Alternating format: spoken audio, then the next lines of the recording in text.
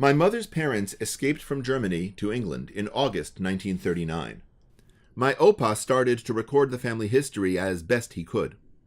As we have had to leave all our documents behind, he wrote, we shall have to rely on our memories. He used the best technology available, a typewriter, carbon paper, and his Leica camera. Before the war, Opa was an executive with Fotoshaya, Munich's leading supplier of photography equipment and supplies, and he was an early adopter of new technologies. 75 years later, I have inherited the role of family historian. Opa could never have imagined today's state-of-the-art in telling stories and the tools we have for keeping them alive. And for some of us, it's not just the tools that we have. It's the tools that we build.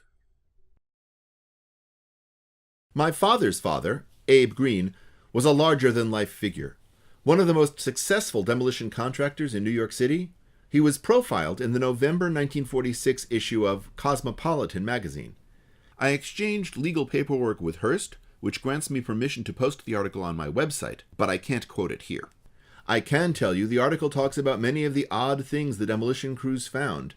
Love letters from Civil War soldiers, Corinthian columns from the Morgan Library, vintage champagne, and a human head. It seems a medical school was a little careless with their cadavers when they were done with them.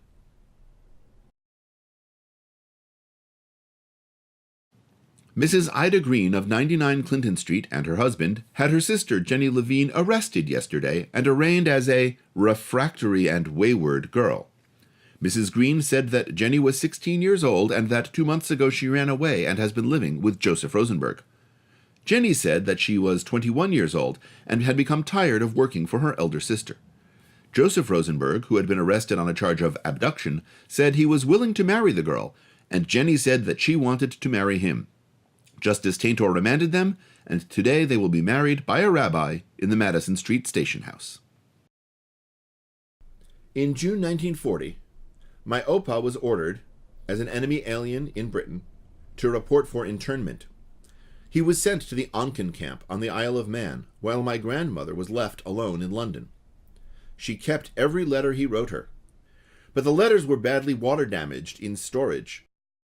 The Conservation Department at the U.S. Holocaust Memorial Museum was able to open and scan the letters, and I have been digitally restoring them and building a website to share the story they tell. Because I think my opa was only half right.